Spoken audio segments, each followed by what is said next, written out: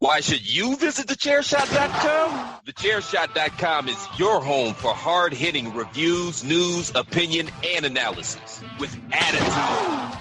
Why? Because you're smarter than the average fan. The Chairshot.com. Always use your head. 8, 7, 6, 5, 4, 3, 2, 1.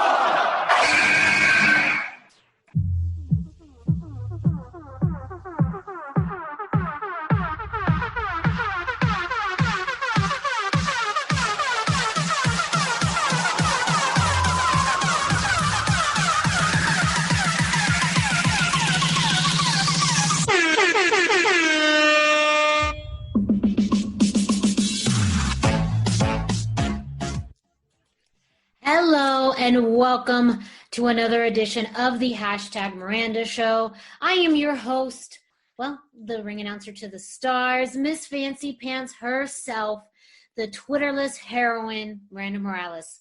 Welcome back.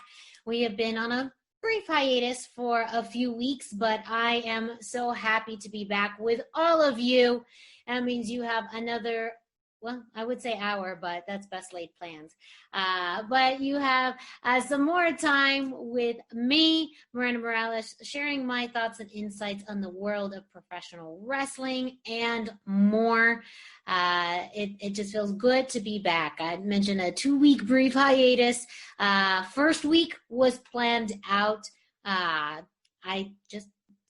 Just for fun facts for all of you to know, my sister got married 2 weeks ago, and so I had to travel in order to attend that event, and so I couldn't record, but life happens. And then last week we were not able to record due to some scheduling conflicts. So but it's nice sometimes to get away, to have a little bit of a break, and to come back. So being back, that means I am also joined by one of my best friends, my co-host, the man behind the buttons, and also the kingpin of the Chairshot.com, Greg DeMarco.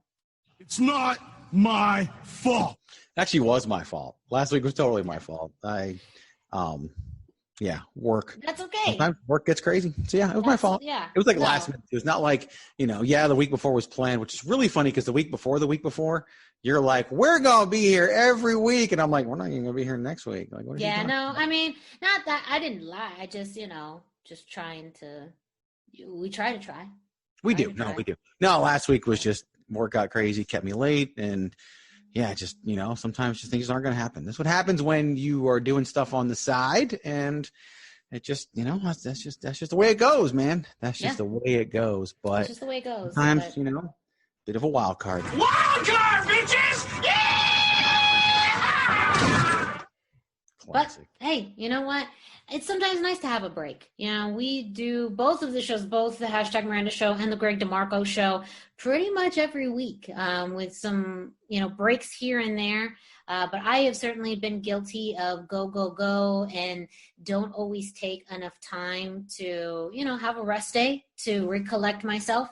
So that's an important message I just want to share with anyone who's listening. Sometimes it can be very hard in life to take a break. I normally don't take breaks, especially with podcasting, unless they're forced upon me, like Greg canceling or a certain event in which I physically cannot be in front of my computer to record.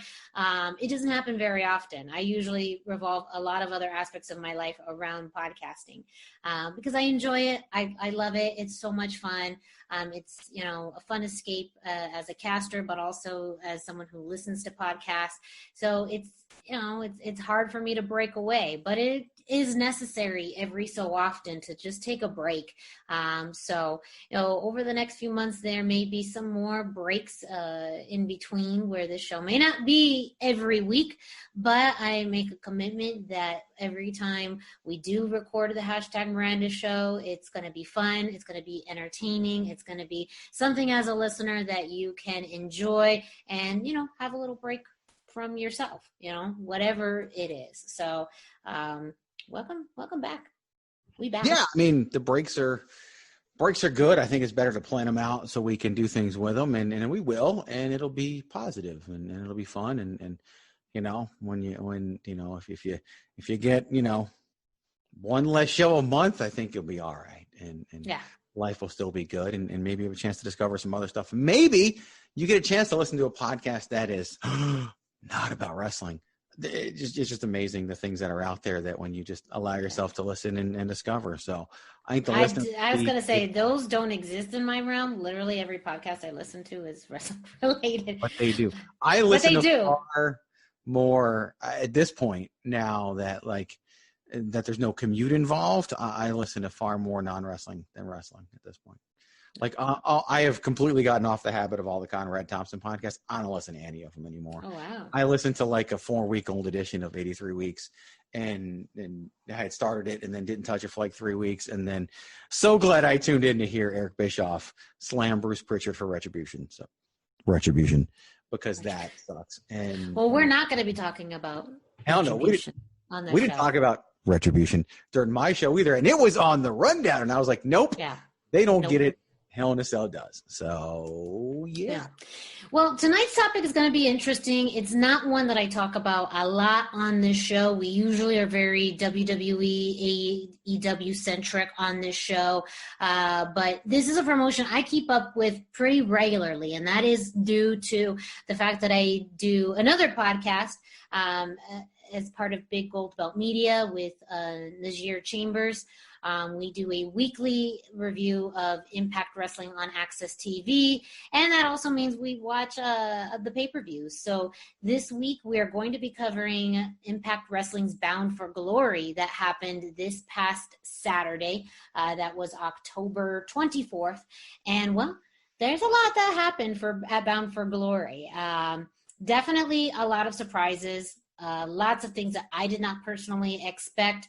And, for some fans, that's a good thing. For other fans, it's not so good. And so we're going to be reviewing and talking about Bound for Glory a little later on. But before we do that, we got some things to share for you. I mean, first, how rude, we introduced ourselves, but we didn't tell you where you can find us on social media in case you want to maybe we don't want to be found. Maybe we're that's a lie. Don't come looking. That's also a lie. We want to be found. Yeah, Find us. Yeah, we want to be found.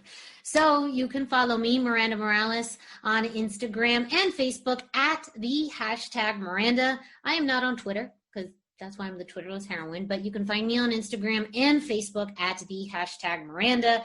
Again, you can find links I always share when this podcast is up. Same thing with the other show that Greg and I are on, the Greg DeMarco show, plus some of the other projects that I'm on, including other podcasts like Lucha Central Weekly Podcast and Big Gold Belt Media's Impact on Access TV Weekly Review. I've started to do some ring announcing again as well. So sometimes I promote some of those on social media.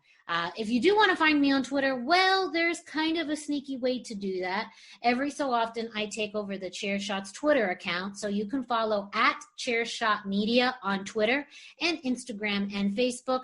But every so often, usually on a takeover, NXT takeover to be specific, I will take over the Chairshot's Twitter account, and you can communicate with me, reach out to me, see what random thoughts I have about NXT takeovers, and see me bumbling through the world of Twitter. So go ahead and follow at Chairshot Media on Twitter, Instagram, and Facebook. And while you're at it, you might as well follow Greg. He has a lot of cool content too, especially if you are into fitness and motivation, if you're into wrestling, if you're just interested in some fun stuff, you can follow Greg at Chairshot Greg on Twitter, Instagram, and Facebook. So funny story, not funny story, but funny aside. You're probably not going to take over the Chairshot's Twitter for the next takeover because it's probably going to be the night before Survivor Series, which happens to be the night of the next IZW show. Or maybe you will. Maybe while you're working at the IZW show, you're also trying to tweet. Yeah, I think you're going to be like, what are you doing, Miranda? There's a match. You're supposed to be doing an interview right now. Yes.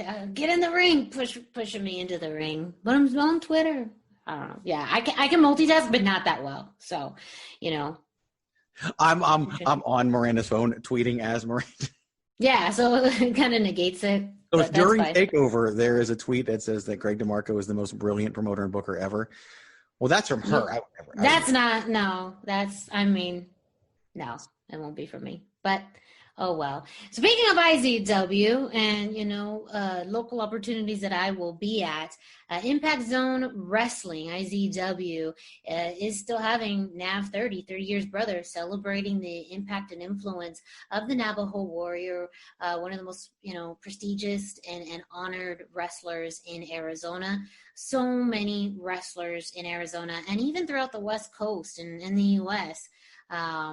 Owe a lot of their career and guidance to the Navajo Warriors. So NAV30 is being scheduled for Saturday, November 21st in Tempe, Arizona at Sun Studios of Arizona. Tickets are still available. You can check it out at on social media and also at IZWWrestling.com.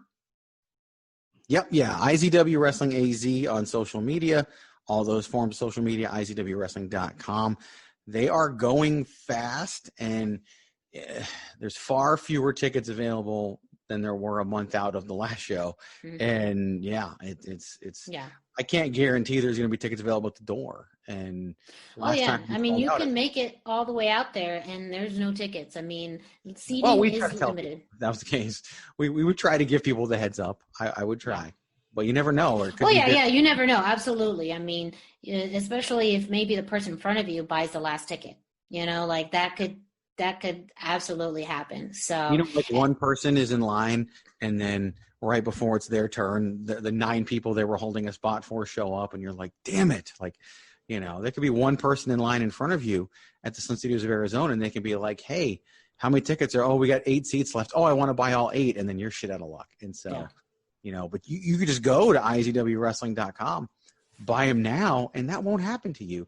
And you can still get one of the very few remaining VIP tickets where you get a special VIP match with exciting Evan Daniels and Tyler Cintron making his IZW debut, going one-on-one in a match that was handpicked by the Navajo Warrior. Then, or probably not then, the other thing's probably first, but you can also see a Q&A session with the Navajo Warrior hosted by, the host of this show, Miranda Morales. So you get to ask questions of the man himself, the Navajo Warrior, and he will answer them right there on the spot. So you can ask him whatever the heck you want, and the floor will be yours. And he's never done that before. Not really going to happen again. So, and there's only a handful of and I mean it, a handful of those left. So get them while you can because they're going to be gone real soon.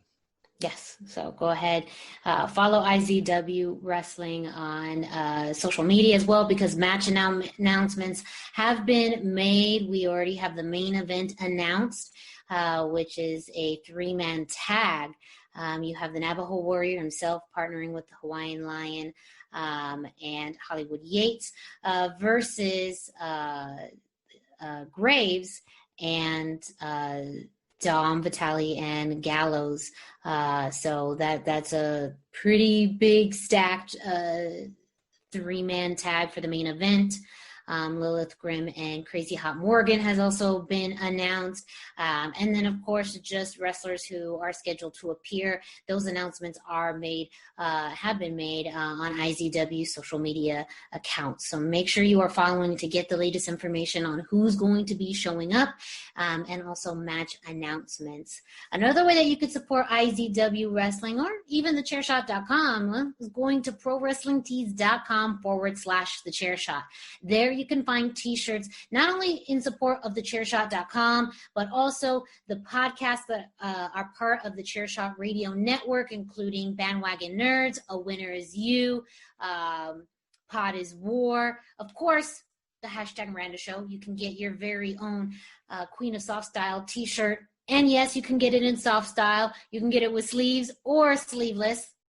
Boom, because that's how we take care of you over here at the Chairshot.com. Soft style sleeve, like we had that argument already. Soft style. Yes. You can get it soft style, sleeveless. T-shirts start at $19.99, but then again, a few extra dollars, and you can customize it by being able to order it in whatever style you like. There's also IZW T-shirts available there as well. And well, why does that matter? Because at every IZW show, whoever is wearing an IZW T-shirt is entered into a drawing to possibly win tickets for the next show. So by investing in an IZW t-shirt now, you can get tickets to the next show. if you wear it to the event. So, and if you can't Think go to about that. IZW, The shirt's $20. The tickets are $30, and you get a pair of tickets, which is $60. But one shirt's $20, and you can win. And the guy who picks the winner is the guy talking right now. So, yeah, take advantage of it. Take advantage of it. yeah. So, again, ProWrestlingTees.com/The Chairshot, where you can purchase your very own Chairshot t-shirt. And again, it's all support of the Chairshot.com, but you can also get an IZW wrestling t-shirt, especially if you are not in the area. If you don't have the luxury of coming to Tempe, Arizona, to come to NAV30, the celebration of the influence of the Navajo warrior, well, you can do the next best thing and buy an IZW t-shirt. Again, ProWrestlingTees.com/The Chairshot, and get your t-shirts. Yes, I said t-shirts today. Promotional consideration paid for by the following. Hey folks, PC Tony here. Thanks to our new partnership with Angry Lemonade, you can save 10% on physical products and digital commissions using the promo code Chairshot. Head to angrylemonade.net to check out their amazing catalog of products and services. Use the promo code Chairshot to save 10%. That's angrylemonade.net. Are you looking for the newest and hottest in the world of pro wrestling? Then check out the amazing action on Powerslam.tv, the biggest indie pro wrestling channel in the world. Get over 6,000 hours of the best events from over 150 of your favorite promotions from 20 different countries around the globe. Brands like Progress Wrestling, Evolve Wrestling, Combat Zone, Defy, PCW Ultra, PWX, Over the Top, Shine, and hundreds of others with fresh content added every day for only $5.99 per month. Get your free trial today at Powerslam.tv. That's over 150 of your favorite promotions found exclusively at Powerslam.tv. So go to Powerslam.tv and you'll get a free week. But if you use the promo code Chairshot, you will get a free month. Now, a month is only $6, but why not try it out and see if you like it first? And do it on us. Go to Powerslam.tv, promo code Chairshot, get your free month. Again, that's Powerslam.tv, promo code Chairshot. The Chairshot.com. Always use your head. The Chairshot.com. Always use your head.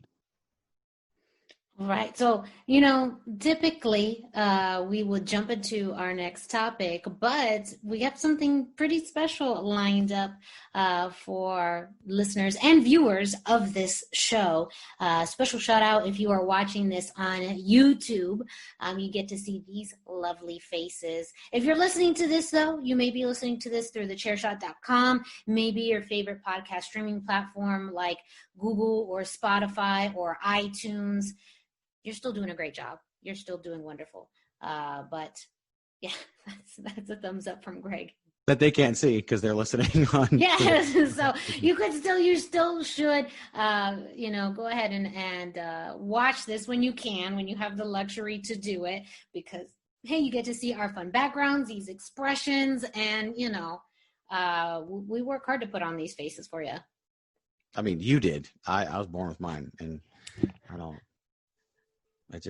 How do I get insulted on my own show? How is that? How does that even work? They're stuck with mine, is what I'm saying. Like, I'm not doing anything. Like I said, all I'm doing is just getting less and less of it over time. Yeah. Everything else is just gravy. So we're a go on what you and I have been talking about privately. We are a go. I just might need to change something. Well, that won't show up on screen anyway. Yeah, we're a go. Okay, yes. Well, we have a special treat for the listeners and viewers of this show. Just right now, we were talking about Impact Zone Wrestling NAV30 that's going to be occurring on Saturday, November 21st in Tempe, Arizona. And scheduled to appear is the gentleman that's joining us right now, someone that we've talked about on this show. Someone who is incredibly talented, very funny, but also the gift of gab this man has. And someone who, I've known for many years through the routes of New Mexico, someone very excited to be joined right now by the one and only Puerto Rican Pitbull himself, Gino Rivera. Gino, how are you doing? Loving you is easy 'cause I'm beautiful. I'm just kidding. I'm doing good. Before we go any further, Gino, whatever you're recording on, turn it because you're sideways right now. Oh, side. There you go. You're no longer sideways. Perfect. Yes. Is that better? Absolutely. Yes, it is better. All right, guys. How's everything going? What's up?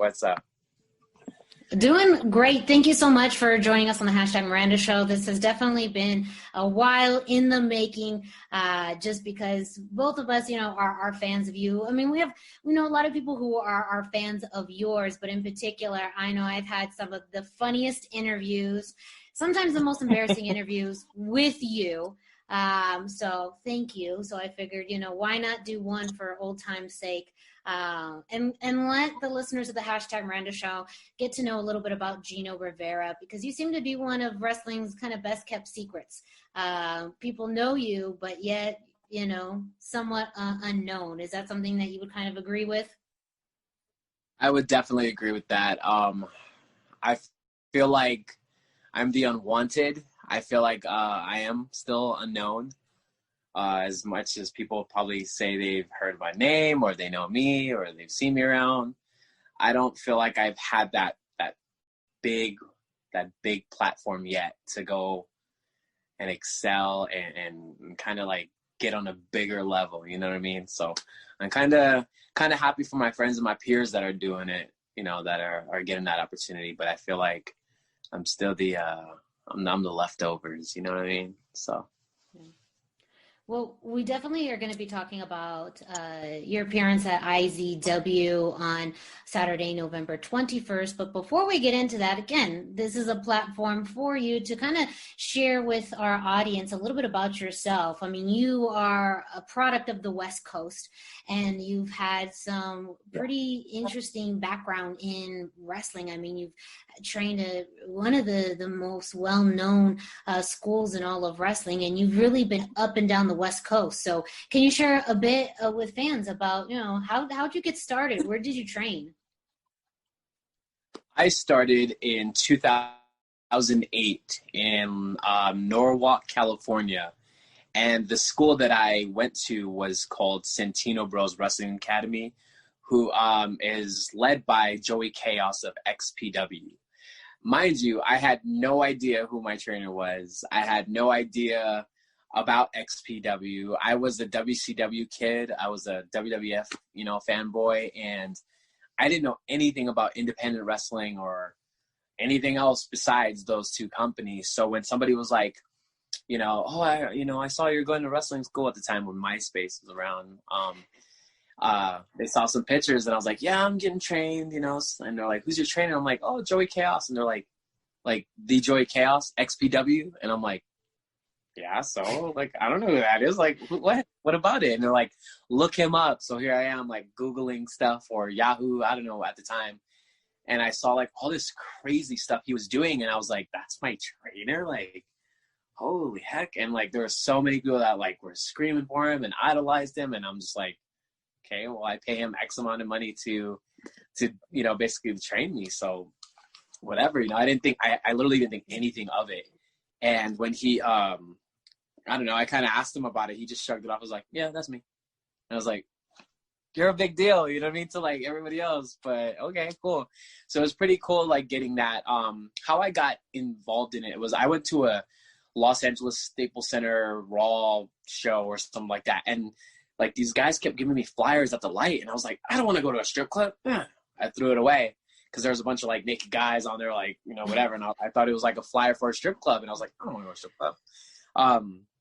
And that happened. And I just remember like, why the hell, who passes flyers out at a stoplight? The show ended. I went back, and next thing you know, I'm getting like all these flyers again. And I'm like, what the heck? Like, what's going on? And sure enough, I was like, whatever, I'm just going to look at it. I looked at it, and it was like, want to train to become a professional wrestler. And I was like, yeah, that was my dream. That's what I wanted to do my whole life. And the next day I contacted that number. I signed up. They told me to come down. All I saw was a ring. It was in a backyard. Like, I didn't know the difference between backyard training and having a building and being officially, you know, if you have a building, you're a real school. But this was actually in a backyard, and I had no idea. Like, I didn't care. I just saw a wrestling ring, and I was like, I'm going to work for the WWE or WWF tomorrow, as soon as I'm done training this one day. And it didn't go down like that. But I definitely trained from 2008, like all year. And then I made my debut in 2009 in Newhall, California as the Rookie 88. Horrible gimmick, horrible mask. I bought spandex from an erotic store on eBay for $65. And the mask that I had, it came with a choke, a ball. Did you choker. buy that too on that same website? Then it all came. It was a package deal. The mask and the spandex. It wasn't the same site. I was just bidding for stuff, and the mask had a ball in the mouth because it was like a, what do you call it, dominatrix kind of thing. Yeah. Like so it had a ball in the mouth, and I was like, I'm not wearing this, so I just cut it, and that was my mask.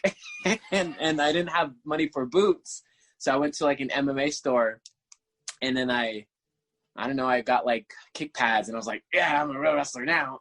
Look at me. And I look back at that photo, and I'm like, oh, that is the biggest jabron of all time right there. So that's how I got my start. Definitely an evolution. I mean, you talk about your background in training in wrestling, but also another fact that fans may not know is that you now have your own school that you help run and operate off the ropes. Yes. I currently, look, man, I did not want to train. I did not want to like do any schooling. I had no desire in the world to like train people. I was like, me train somebody? Who would want to learn from me? And a student approached me and was like, no one will train me here in the state. Can you please train me? And her name was Gypsy Mac. And she was like, I'm a girl. No one wants to touch a girl here. And I was like, I don't want to train you. Like, I don't like training anybody. It's not just because you're a girl. I just don't want to train people. And she's like, she just begged me for like almost 2 years. And I was like, you know what? Like after I saw her, like almost tears, she was just like, I want to be a wrestler. Can you please help me? And I was like, fine, like, let's do it, whatever. And she was like one of my first students. And then next thing you know, like 10, 12 students later, it's like it kept going, and 20 students later. But, as one comes, one goes. One stays, one gets hurt. Like, it just comes and goes. But I've been, I had my school open off the ropes since June or July 2019, and it's still going strong. I thought I was like going to just do it for a year and that's it. But like so many students, so many people want to wrestle in New Mexico. It's just like, why not? All right, come on down. So I produced a few talent so far, and I've got about 4 I'm going to kick out as of next year. So look out for those guys. Yeah, watch out. Who knew? Someone who started his career not knowing who his trainer was to, starting your own school. That's really big leaps and bounds. But going back to your career, I mean, we have Impact Zone Wrestling happening very soon, Saturday, November 21st. It was announced today on IZW social media page. I mean, when it was announced that you were going to appear, there definitely was some buzz in Arizona that Gino Rivera was coming back. But today it was announced that, your upcoming match, is going to happen. You are going to have an upcoming match. But it's not against someone that you've been advocating for and someone that you've kind of called out, which is strange. I mean, it is, NAV30, the Navajo Warrior. You've had some interesting ways, should I say, of how you've decided to celebrate NAV30. Yeah, something, Nav was somebody I looked up to, you know what I mean? And I don't know how to go about this without really being truthfully honest. I just feel like I don't have Nav's respect. Can I say that? I feel like Nav gives everybody, respect on the jump. If somebody walks up to him, it's just Nav's like very respectful. He likes these people. He helps them out in ways. And then when it comes to Gino Rivera, because of the reputation that I've developed and built for myself over the last 10, 11 years, and I'm sure he's seen it, saw it, been around it, heard about it, whatever it is, I don't feel like I have his respect, and that's what it's about. I want his respect. I want to fight him. And Miranda, when I say if I win or lose, it doesn't matter because I'm fighting for respect. For him, he's just wanting to shut a young kid up. And at the end of the day, I want Nav to jump on the microphone and let everybody know, because he's doing podcasting, and he's staying away from Gino Rivera. Anybody that brings it up, he doesn't want to talk about it. As much as I call him out, he won't respond. You know what I mean? His peers, his friends, his family, everybody, all the kids under him, they're like, just leave it alone. Or Nav doesn't say anything about you. He doesn't care. And to me, I find that highly disrespectful, because if somebody calls me out tomorrow, I'm walking up to him and I'm going to punch him in the face. That's just how it is, But with Nav, he's just giving me the silent treatment, which shows he doesn't even respect me enough to respond. So with that being said, I'm trying to pull every hair off of his arm right now and kind of go, okay, well, you won't respond this way. I'll get you this way. Okay, how far can I really go? Okay, let me take it even further. And as far as I want to take it, he still won't respond to me, which shows the ultimate disrespect. You know what I mean? When I'm around him, he doesn't look me in the eye. You know what I mean? When he's talking to people, it's in a small group away from Gino Rivera. And when I needed help coming out to the Southwest, he wasn't one of the guys that stood in front of me and said, hey, I want to help you. Let me help you. And I feel like I said, I feel like I'm the unwanted around here, and I'm the bad guy. And really, I'm not the bad guy, but Nav is the bad guy, because now I see it for myself. I really do.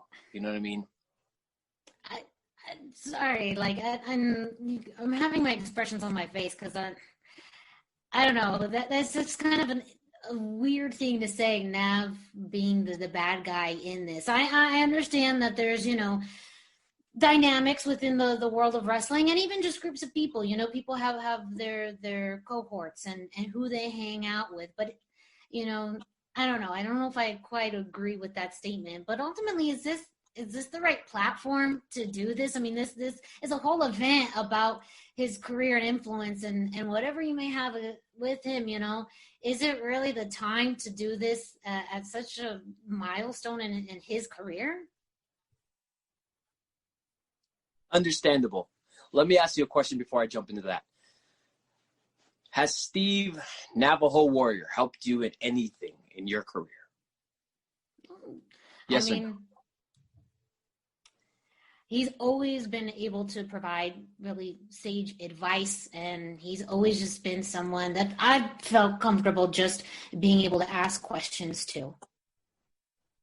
And he's helped you, correct? I mean, I don't know, define help. I mean, I'm not quite sure. I mean, if you're giving advice and just someone who, I can ask questions and get feedback from, yeah. I can't say the same. For whatever reason.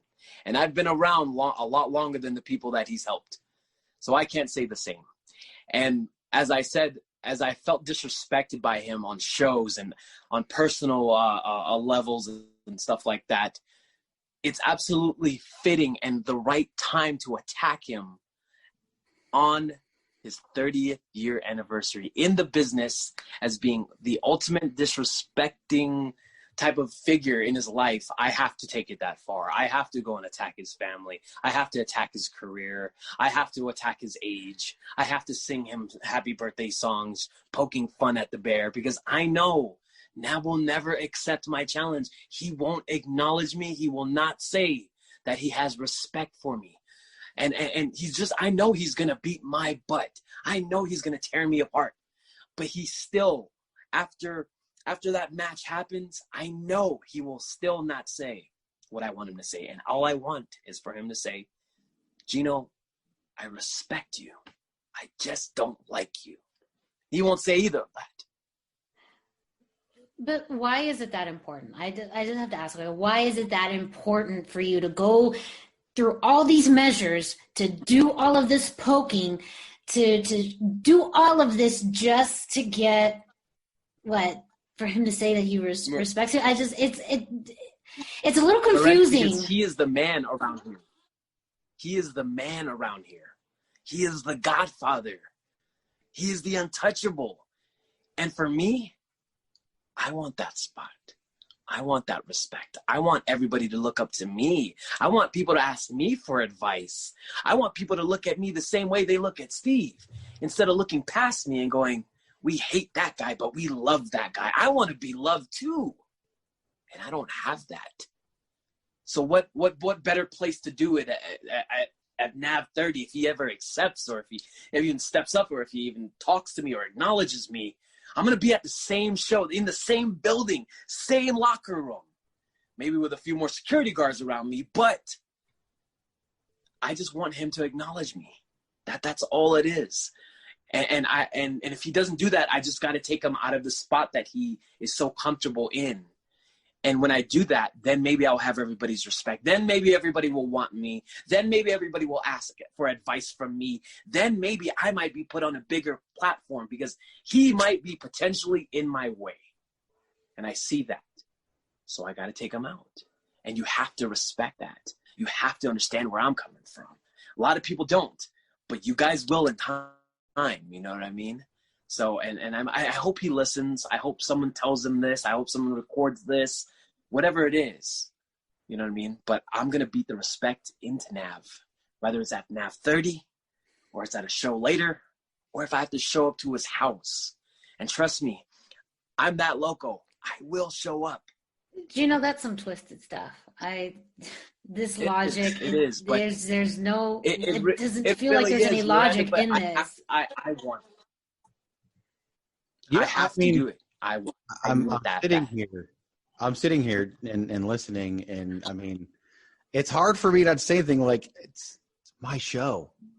Like, I'm putting the show on. Like, everybody knows this. Listen to the show. We just talked about it beforehand. Like I've talked at length about IZW, yeah. and I, and most people know that it's also Navajo Warrior. Like we work together on these, and so for me, I'm told, like, I want to put on a good show. I want to make sure that our show goes off without a hitch. I want to make sure that nothing bad happens. I have been planning this show. Yeah. Miranda knows this. May of 2019, we did the IZW reunion.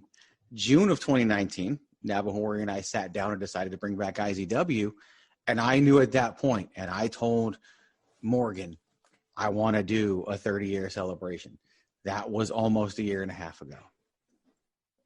If a year and a half of my hard work goes down the tubes, I don't know what he's going to do, but I'm not going to stand in the way of it. Yeah, I feel like you're I totally understand that. I totally understand that, but let me tell you something. Everything will go off with a hitch. Without a hitch, I'm sorry. If he just pulls me aside in the corner, shakes my hand and say, I respect you, kid. You'll never hear any bad words from me. He won't do that. So I understand that things could go crazy at that show and that you won't be responsible for what he does. But, Greg, I'm going to tell you this. I won't be responsible for what happens if he does not acknowledge me. Right? And you understand that, right? Insane.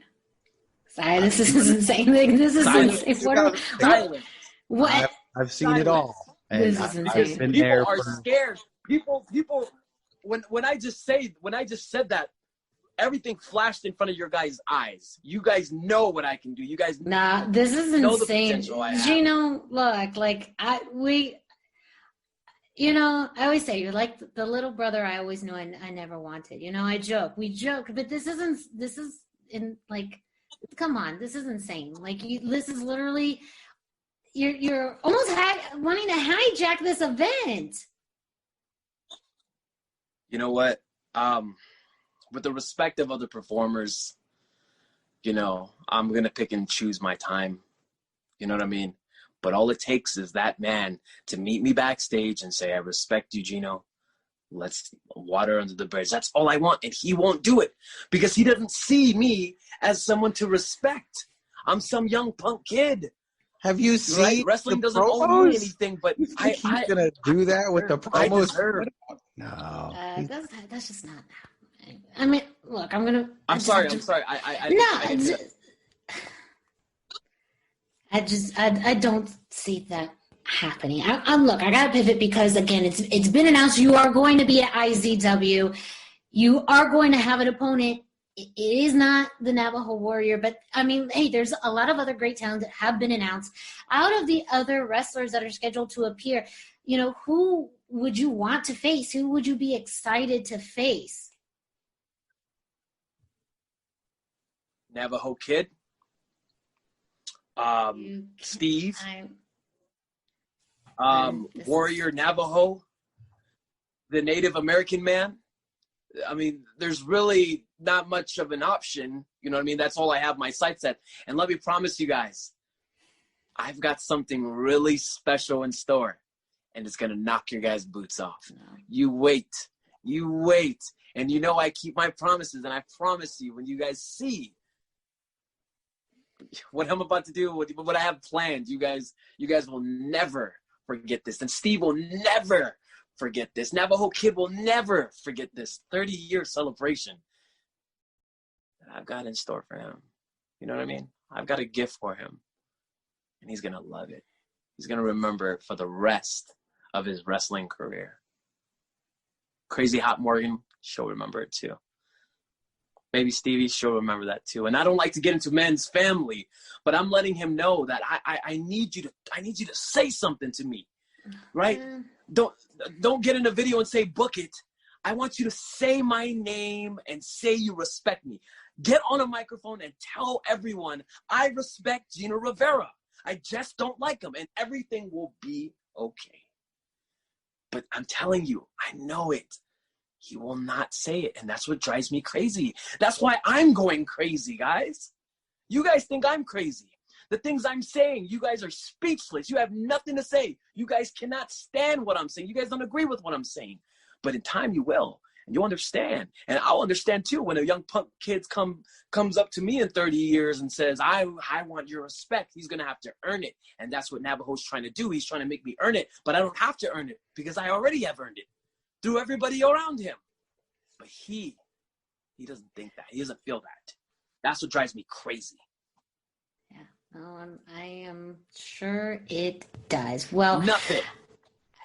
I'm speechless. Yes. No. Just for a lot of reasons. Look, again, I'll always have love for you as a colleague, as someone who I've had some great interviews with. I am not sure if this one will go down as one of them. But I wish you the best of luck, especially on the 21st. You may need it, but continue with big shout out to all of your students over at your school. Miranda, I'm battle tested. You see this chest right here? Tell Steve that I've been taking chops all day for 3 months straight. His chops don't scare me. I'm not afraid of his. Oh, I don't know what happened there. I have no idea. Just looks like he dropped off. Jesus. Interesting. Well, everyone, that was Gino Rivera. He's going to be at IZW Impact Zone Wrestling NAV30.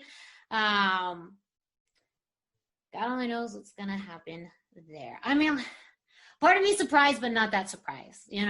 We've talked about Gino before on this show. I met him when I was ring announcing and starting my career in New Mexico.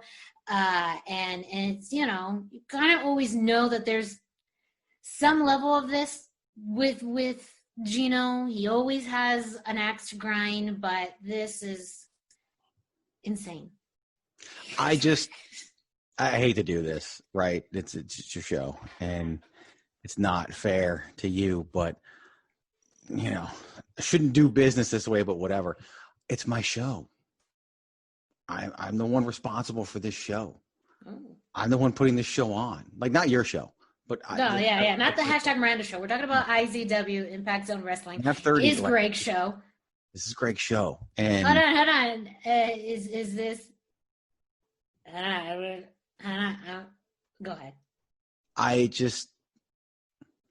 I'm not going to let someone screw up the most important show that I've ever put on. Yeah. And these things have a way of handling themselves. And, we have a very veteran locker room. That whole main event you talked about earlier. Okay. Steve, as Gino insists on calling him, trained his 2 tag team partners and one of his opponents. And the opponent then helped pull somebody back into the business. And then those 2 opponents helped groom their third partner through the business. Like this is a Navajo warrior tree of wrestling that you're going to see in the main event. It's a lineage. They're going to lay it all out. Yeah. Like none of them would be here if not for him. And just that's a celebration, and it will be a celebration no matter what he thinks is going to happen. Yeah. And you know how I feel about him, and we've sung Gino's praises many times on these airways, but no one is bigger than the show.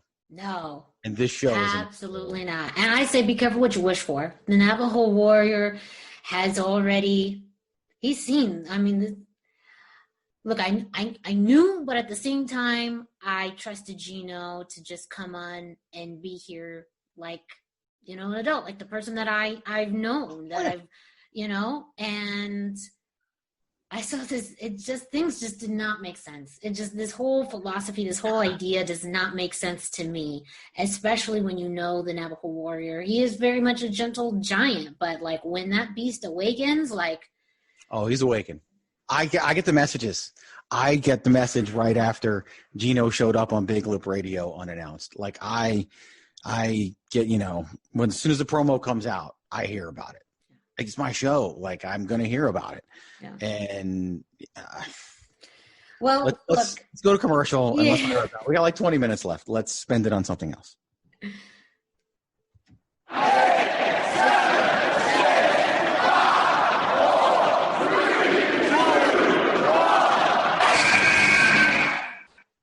Lucha-Masks.com by Pro Wrestling Revolution, bringing you, in partnership with Mask Republic, the Lucha Brothers, as well as Japanese legend Ultimo Dragon. Go to Lucha-Masks.com and fight Lucha Strong with masks from your favorite Lucha legends and Pro Wrestling Revolution luchadores.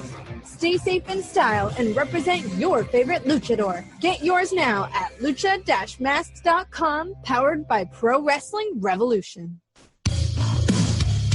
This is your boy Kenny Killer telling you to make sure you check out Chairshot.com, bringing you breaking news, interviews, podcasts galore, everything pro wrestling. Make sure you check it out, Chairshot.com.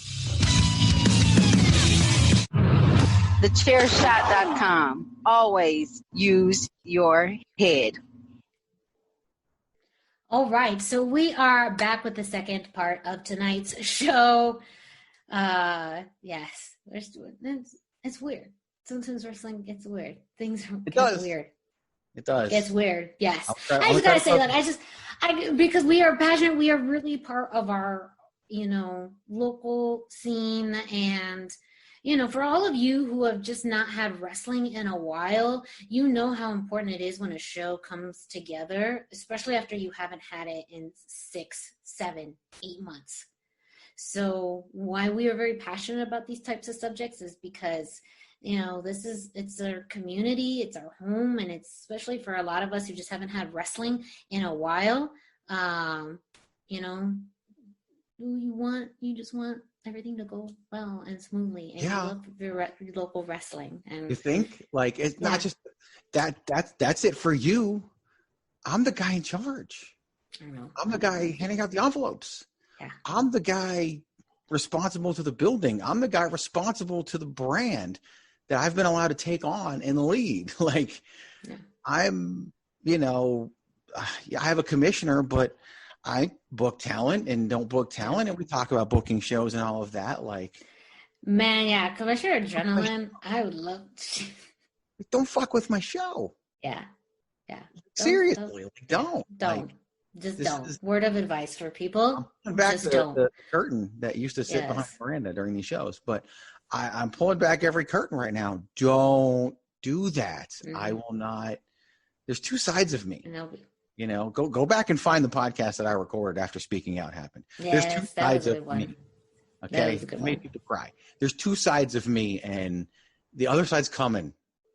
And I'm not an on-stage person. I'm not going to go to the ring to do something. No, but still, Also, for fuck's sake, like, you know, just for fuck's sake. Anyways, on to our second topic. Yes, please. Yes. If you're looking for another Greg DeMarco rant, we are getting close to it. And a hashtag Miranda Morales rant, of course. So Bound for Glory, Impact Wrestling. One of the biggest nights of the year, the biggest night of the year for Impact Wrestling. It was held this past Saturday. And the reason I wanted to talk about this is because a few things. Mainly for me, as someone who watches Impact Wrestling regularly, I've been keeping up with this product now really for almost the past year. For me, it started at Hard to Kill back in January. I got the opportunity to go for the Chairshot .Com, and there really started to pick up, you know, regularly viewing and watching the product. I also do a podcast, again, with Najir Chambers from Big Gold Belt Media, and every week we watch and talk about Impact Wrestling. And I've seen it grow. I've seen some amazing things come out of this company through some really interesting and challenging times, not only with COVID, but lots of releases, vacating their world championship, rebuilding divisions. You know, Impact has gotten a lot of grief from TNA's history for a long time. And it's been a company that I've been able to see flourish and grow, you know, over this year. And even before that, but a company that I keep up with regularly, and I also root for. I cheer for Impact Wrestling. I think that they have a great blend of wrestling and content. You know, there's always, you know, every promotion has its challenges and maybe its weaknesses, but I hand, you know, up in the air, I think they have one of the best women's division of all of pro wrestling. And I will, you know, I mentioned that a few weeks ago when we did our, you know, women's top 5 women's champion. I put Deonna Purrazzo over a few people because I really believe that Impact has one of the strongest women's division. I feel like their tag division is growing. You know, the X division, it has been, you know, a really solid standard for great wrestling for a long time. So I root for Impact Wrestling a lot. So when Najir and I last week did our predictions for the show, we had our layout of who we thought was going to win and whatnot. And then Bound for Glory actually happened. And I'd have to say I had one of the worst prediction rates I've ever had. And for some people, they say that's a good thing, right? You don't want wrestling to be predictable. I agree. However, there were some decisions and some things that were made that some I think were successful as far as pivoting, maybe at a moment's notice. And there was other things that I felt like were wasted opportunities. So we're going to talk about that in a second. But Greg, I want to get your overall perception of Impact Wrestling as well, just so we set the standard as to where, you know, we're coming from. What has been your overall point of view perspective of Impact Wrestling, especially I would say over this past year, but maybe if you want to go a little bit further back, I'll allow it. I mean, I'm glad you asked this first because of what's coming later. But I enjoy Impact Wrestling. I think that they have done a great job of rebuilding that brand. They are very self-aware, the new leadership of it, which is the prior leadership was not. And there's a reason why Tony Khan is called Jacksonville Dixie, and that's because of Dixie Carter and the way she ran things. I think the current regime has done very well. I think they know where they are. I think they've done a great job utilizing the talent that they have and with a mix of building new stars and making tough decisions when they have to. And I really enjoyed all of that. You know, when you take a small slice of it, called Bound for Glory, it's a little bit different. But where they have been and what they've grown into, I'm actually very happy with. You might remember on this show, we both predicted that Tessa Blanchard would become Impact World Champion, and then I told you she wouldn't lose it in the ring, and she didn't lose it in the ring. Because I just think that it was a great short-term decision, but I don't think it was thought out long-term. And yeah, COVID happened and she was stuck in Mexico, but her contract was coming up when she won that thing. And I just, you know, didn't think she was going to lose it in the ring, and she didn't. So, but by and large, when you take the average, I think Impact Wrestling is better off now than it was a few years ago. And there's not a whole lot more you can ask for a company that's had to fight through the things they've had to fight through. So there's 3 matches from this event that I really want to focus on that kind of grab my attention. And I'm going to actually do this in a sandwich format. It's not, you used to say a compliment sandwich, but 2 of them are bad and only one of them is good.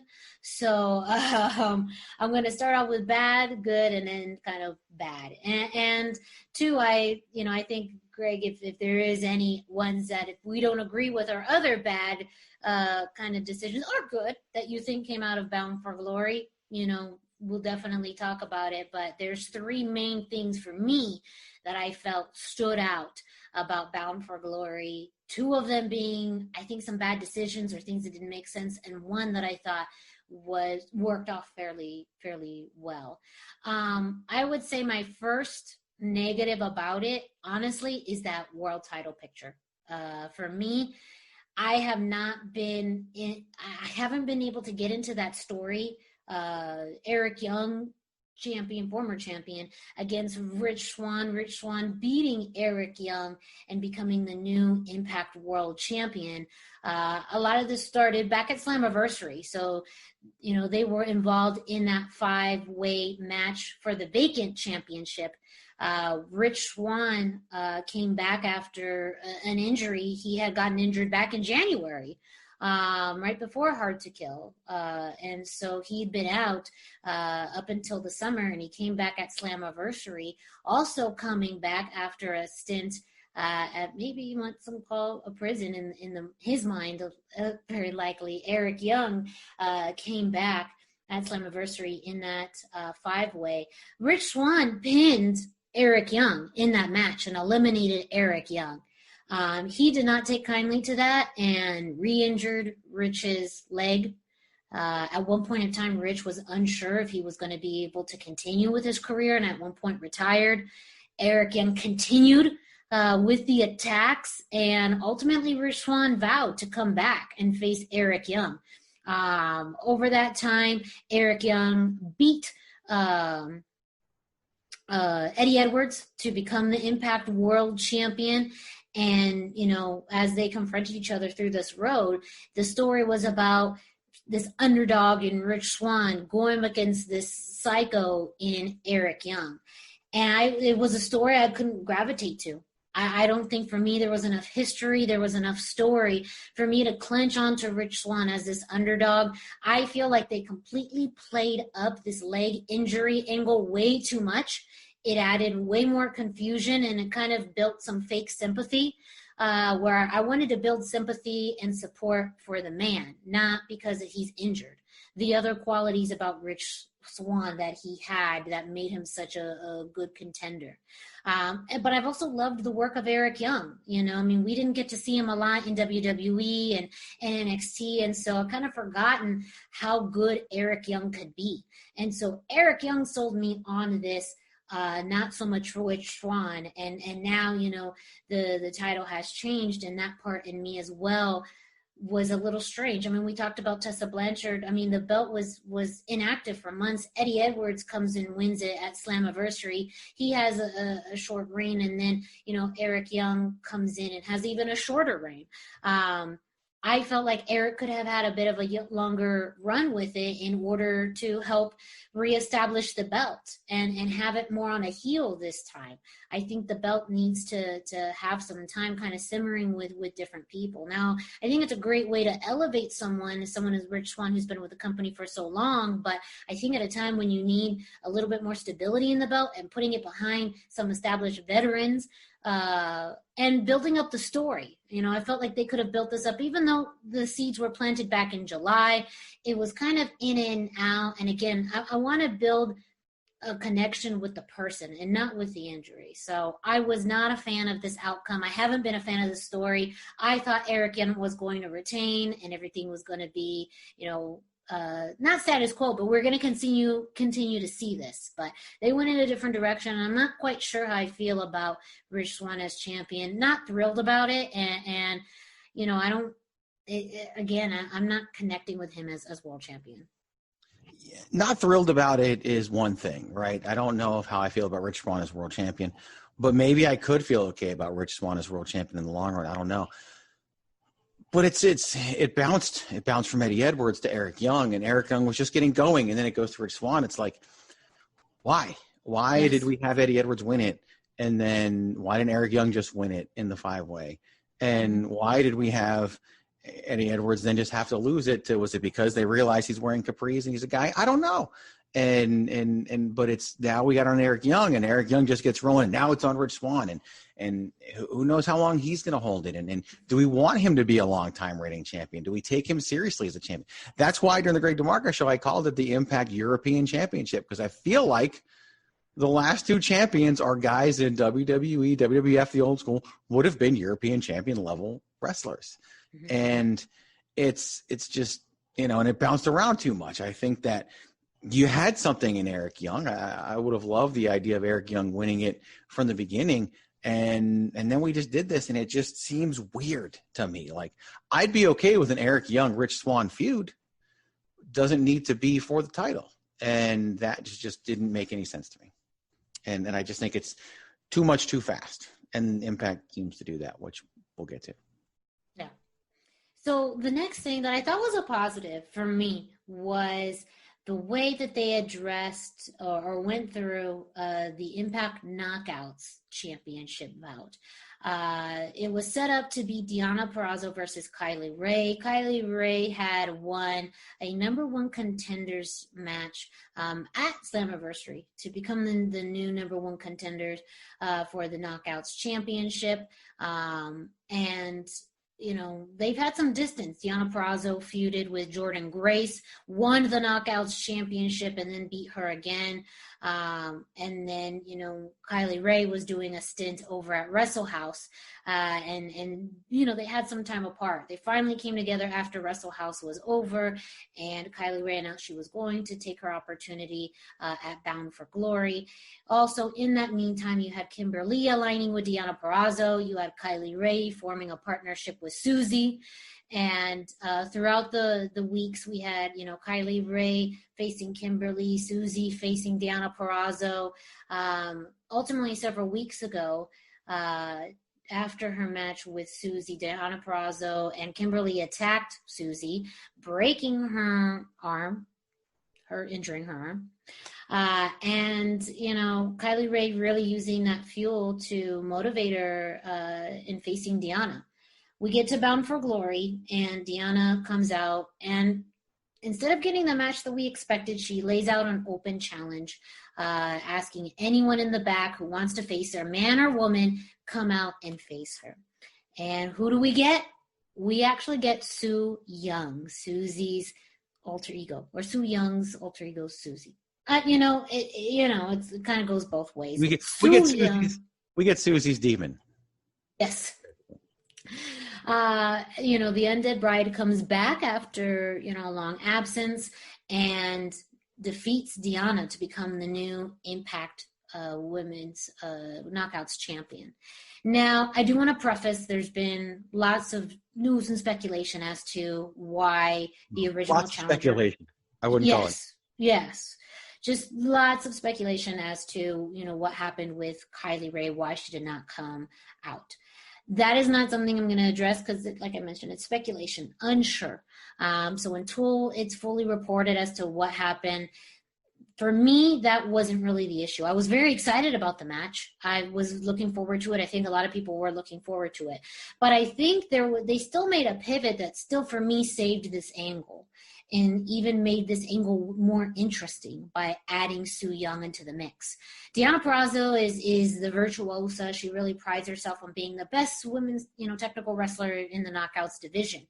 But I loved it when Madison Rain mentioned this as Su Yung was coming out, that, Deonna prepared for Kylie. She did not prepare for Su Yung. And actually, no one can really prepare for Su Yung. There's no way to prepare for Su Yung.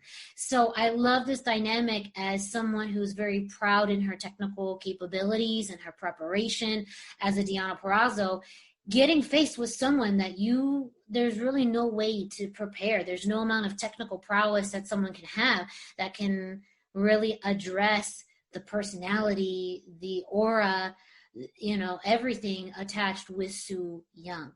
And I'm not even mad about the title change. I think it seems like, Deanna's time was doing very well. And in the case of kind of the opposite case of the World Championship, prior to that, you had Jordan Grace, who won that back, I believe, at the end of January from Taya Valkyrie. And Taya, who had the longest, reign of the Knockouts division. So there's been some consistency within the Knockouts division. So this change happening just, not too long after Slammiversary doesn't bother me, because I feel that the division is still competitive. And you could say, just a bias towards the Knockouts division, but it's it's an accurate bias. I think that there's very fair assessments of the talent on that roster, but I think being able to take this pivot with Su Yung worked out really well. And even when Kylie Rae does come back and maybe you do have a triple threat, still, that's so much good storytelling that can happen. And I just really love the storytelling that's happening, and I think it will just flow very well. So that is a positive that I think, something that was unexpected, but in a very good way. Unexpected, yes. In a good way, I don't know yet. I don't love it, because I feel like it undercuts everything Deonna Purrazzo's character has been about.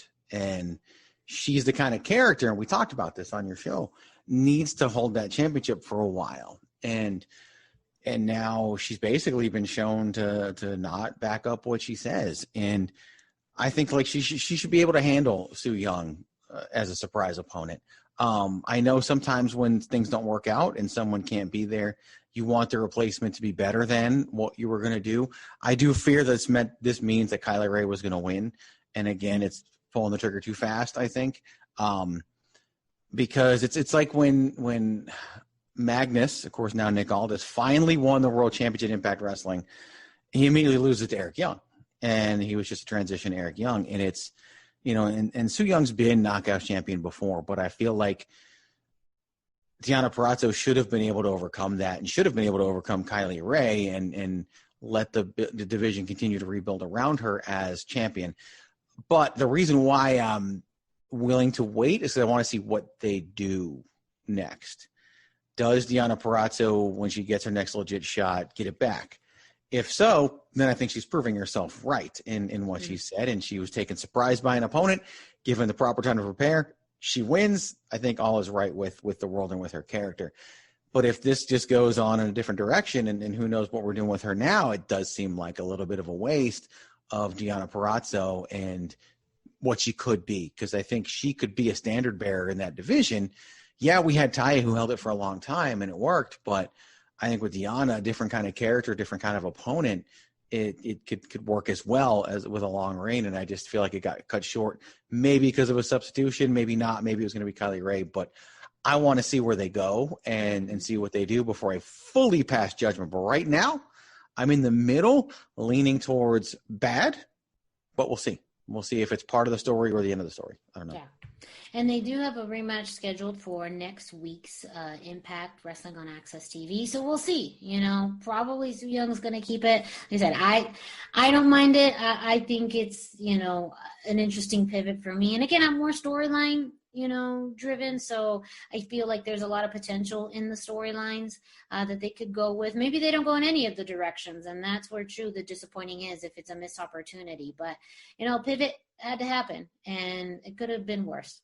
Speaking of worse, this was the one thing that it just bothered me out of any other match. And I think it's because the build up to this, kind of unlike the World Championship, I liked the build up to this.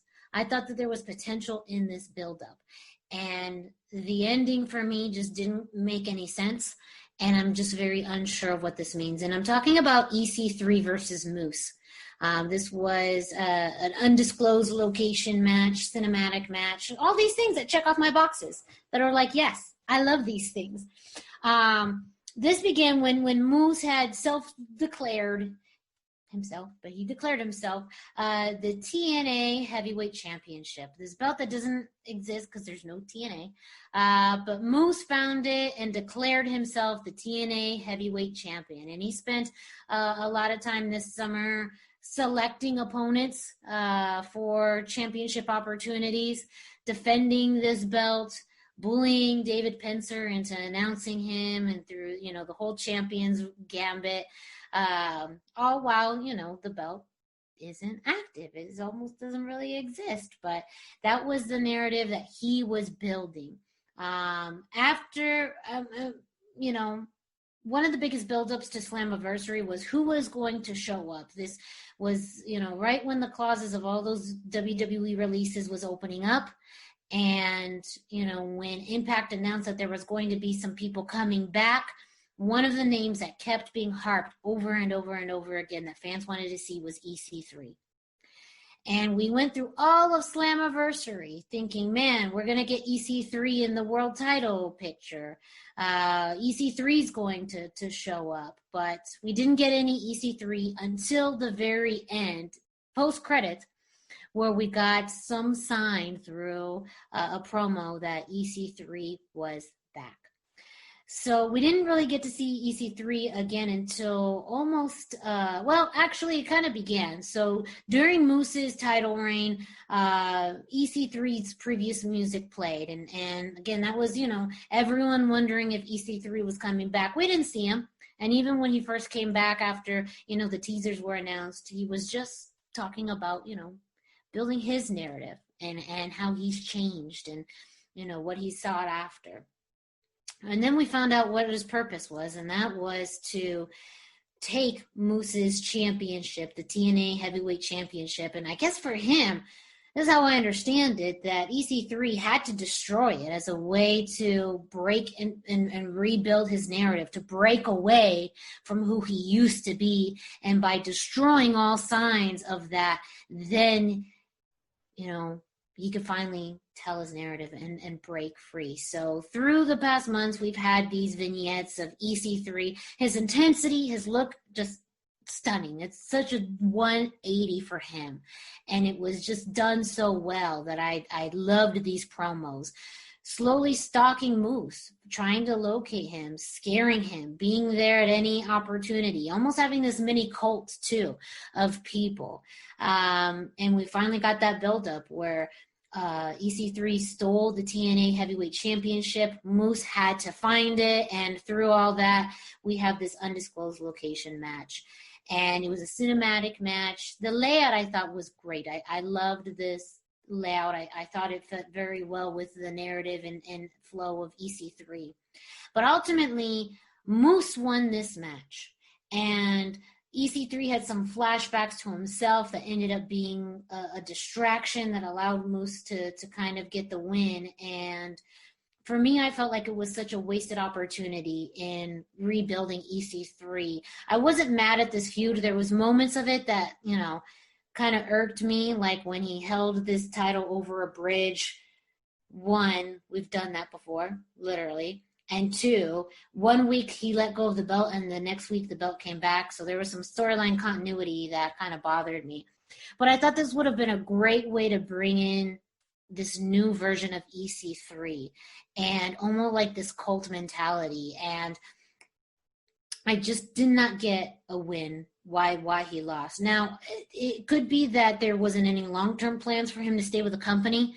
He did this as, something as a go-between, but he is currently, also wrestling out at Ring of Honor. That was things that he teased upon his release, that he was going to do some pretty unprecedented things. But through this loss, it does feel like he's not going to stay with Impact for the long haul. And also, was this a one and done? Because why would you have him lose after all of this buildup? And again, he lost to a man who's carrying a belt that isn't active. Like, yes, we know Moose is athletic, but to go through all of this for the purpose of him just continuing to keep this narrative of a belt that doesn't technically, exist, it to me is just kind of to me, it just doesn't make sense. And so I was just really disappointed by that outcome. I felt like there was just wasted time with this storytelling that could have been really awesome, that could have been really unique. And there was elements of it, but, for all of that build up for nothing, for EC3 possibly to just disappear into the night again, I feel like is wasted. Yeah, it doesn't mean anything. Like literally it meant like the result negated the whole thing. And the whole thing was really good, but then the match was, I didn't like it as much as you did because some of it felt cinematic for the sake of being cinematic. And I think it would have been better off if EC3 won, because then he could have actually established that as a real championship again. And yes. I actually think this is the most, I don't know. I can't say this anyway without sounding completely, I don't know, irrational or whatever. I think EC3 got his narrative wrong by losing. I think it fits his narrative better if he wins and then reestablishes that and takes the thing that established him in his career. Because at the time, that was the big opportunity. He never got anywhere else. And he takes that and he says, okay, that's what I used to be. Now I'm going to use this same belt to be who I am today. Yes. And now we actually have this competitive championship that's probably more intriguing than what they're doing with the World European Championship. And then you have something. And you can do something long term and maybe eventually unify the titles into one Impact World Championship, and that can be EC3. I don't think he's gone. I think he will come back soon enough. They've been talking how they were allowing him to work with both companies. Impact's more open to that. Impact has a really bad reputation for that in the past because of what happened with Willie Mack in the NWA. And I think that they're trying to fix that so they can, give their talent more opportunities where it makes financial sense for someone to work for Impact because they can also work elsewhere. And to me, I think that, I don't know, it just the result is one of those things. I often say that wins and losses don't matter except when they matter. And this time it mattered. And no one cares about Moose any more than they did last week. Yeah. So the result. I don't think that win did anything other than I think just disappoint more fans about, EC3 not winning. And it's just interesting decision making in this. There may be more story to tell, and if that's the case, maybe there's somehow a narrative that explains why losing was the right thing. I don't know, or even what those flashbacks mean. For me, I thought, why didn't these flashbacks happen earlier in a lot of his promos and vignettes to help establish, again, why? And they did that a little bit, but for it to happen during the match was just a little – it was off for me. Again, I liked what they were doing with these vignettes. I thought they were great. I thought EC3 just did a wonderful job in his delivery and the overall theme. But it's just one of those things where now it kind of feels half-assed. It was good until it wasn't. And when it wasn't, it was shit, I think one of the things that we can learn from 2020 in professional wrestling is the last thing that any professional wrestler should ever want to seek is retribution. Because it will not go well for you. And it didn't go well for EC3 because it doesn't go well for anyone seeking retribution. Now, again, I mentioned overall Impact Wrestling is a good weekly product. So don't necessarily let these particular opinions put you off. However, I think that these were decisions that could have easily been avoided or put more time into consideration. And that those Can I give you another one? I have another one. Oh, yeah. Oh, you have another one. Okay. Why bother having the North lose to the Motor City Machine Guns if you're just going to have them win them right back from the Motor City Machine Guns because you wanted the big surprise of the Motor City Machine Guns? So you sacrificed the North to put over a returning tag team for nostalgia, and everybody loves nostalgia, only to move it back to the North. And by the way, we're 2 months away from Ethan Page not having a contract with Impact Wrestling, so there's probably going to have to lose it at some point soon anyway, because I don't know if you've noticed, he's tweeted about big opportunities coming for him in January. He's in the best shape of his career. He's gone, or he's going to be a single star for them, one of the two. Yeah. So this isn't going to last either. And it's just you sacrifice. No, this is a good one. This was one that I because of time I hovered over it. But yes, I feel like that 4-way tag match, in particular, Alex Shelley being put out by Josh Alexander for most of the match was, not one that was super logical, but also this whole, ultimately we get back to where we were several months ago, the North versus the Motor City Machine Guns. And did you really have to go through all of that, either on the front end, having the North lose the tag titles, or on this end where they, we had this whole 4-way match just to get back to that, So I agree with you on that as far as wasted opportunities, in them losing the championship for a while just to get it back. And then, I think for fans like me of the North, I hope this is a sign that Ethan Page stays. That's kind of a telltale sign, or always been from a fan's perspective, that if someone's contract's coming up and they're getting a belt, well, that means they're keeping that belt until negotiations are up. But that's not always the case. And ultimately, like you mentioned, Ethan Page has been very vocal about his contract ending soon, what that may mean for his career, even though he is in one of the best tag teams of all of pro wrestling. Ethan Page, has a whole career ahead of him, as is Josh Alexander. And they may split up for a while in order to pursue different opportunities. That will make the comeback that much better, because that's going to happen. I swear, if they break up, they're coming back together one day. So we'll make the it's going to be together. So fantastic when we see Monster Mafia in NXT sometime next year. It's going to be amazing. Now, Josh Alexander, I think, has signed a 3-year deal last year, so it won't happen then. But when that happens in NXT, after Ethan Page has a solo run there, it's going to be great. Man, right? FTR is going to be pissed. It's going to be amazing. And then the Good Brothers will be the Impact Tag Team Champions, which is what we're all knowing is going to happen eventually anyway. So and the Machine Guns are probably, who knows how long they're even there for. Chris Sabin's a producer for them. Alex Shelley bounces around everywhere anyway. So who knows? Who knows? But very, very interesting. So that is it for this week's edition of the #Miranda Show. Thank you all for listening. Again, you can find us. Now, wait a minute. Someone needs to brag. Someone needs to remind everybody that someone was right. And that someone's me. Why is this the second most difficult part of this week's show? Why have I already had this many challenges in one show? Why? So I promised it on the Greg DeMarco show. That is true.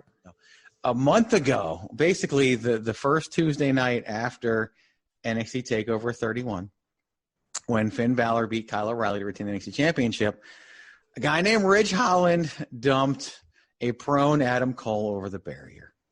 And I came here on your show before the end of the show and jumped in and needed to say something. And I said what? I said, Ridge Holland, very well-known rugby player before becoming a professional wrestler. Who else very well connected in the world of rugby? None other than Pat McAfee. And I said that Pat McAfee would be the person behind the mysterious attack of Adam Cole. Now, I said that in jest. I said that to be me because it's Pat McAfee and it's Adam Cole, and no one loved that angle more than me. And that's saying a lot because a lot of people love that angle.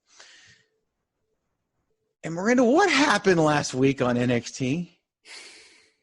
We did find out that Pat McAfee was behind the attacks on the Undisputed Era and now has aligned himself with Danny Burch and Oney Lorcan. And even put out a video on Twitter today revealing that he hired Ridge Holland. He bought him the Mercedes, and he is there as still going after the Undisputed Era.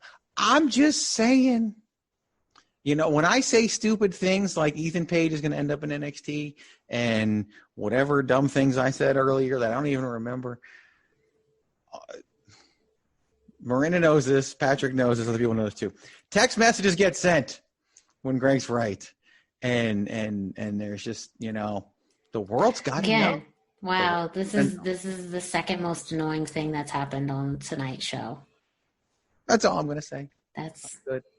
Yes. Well, there you have it. We have now truly reached the end of another edition of the #Miranda Show. Make sure to follow us on social media. at the hashtag Miranda on Instagram and Facebook, at Chairshot Media on Instagram, Facebook, and Twitter, and at Chairshot Greg on Instagram, Facebook, and Twitter. Make sure you check out the social media pages for Impact Zone Wrestling, IZW Wrestling, and make sure that you do your best to attend NAV30 on Saturday, November 21st. Well, appreciation and highlighting and honoring the career of someone who has been very important and influential and wonderful to the scene, the wrestling scene in Arizona and around the West Coast. I don't care what else you hear. That is the truth of the Navajo Warrior. You can buy tickets for NAV30. Very limited seating, but seats are still available. But time is ticking, so make sure to go to Impact Zone Wrestling, IZWWrestling.com for ticket information. And also make sure you go to the Chairshot.com, your source for reliable wrestling news, opinions, and analysis. Oh, you want me to play that? I got to play that. Well, I'm still thrown off by our good friend Gino. TheChairshot.com. Always use your head. Even the soundbite wanted to be annoying. Like I pressed it and it's just like, no. Yes. So you can go to thechairshot.com to get wrestling news, analysis, and opinions, and you can listen to the podcast on the Chairshot Radio Network. This show, the hashtag Miranda Show, Greg Show, the Greg DeMarco Show, Patrick Show, Bandwagon Nerds, and much more. Pod is War, The Badlands, Three Man Weave, Women's Wrestling Talk are all available at thechairshot.com and your favorite podcast streaming platform. I already queued up the next soundbite for the end of your show. Yes. Thechairshot.com. Always use your head. I've been accustomed to being paranoid whenever I say thechairshot.com because you never know when that sound clip is. Now that I know I'm going to Thechairshot.com. Always use your head. Well, it was great to be back with all of you. Thank you so much for listening and or watching this show. We will be back. I'm going to just say in the future. You never know what's going to happen next week. Best laid plans. But make sure you keep on checking in. And I'm going to continue to share my random thoughts and analysis on the world of professional wrestling. I'm going to let you know what's happening in the local independent scene of Arizona. And I'm just going to let you know what is up. So it's good to be back. I'll miss you all for another week or so, but hey, we'll be back to do it again. And don't forget to always do it soft style.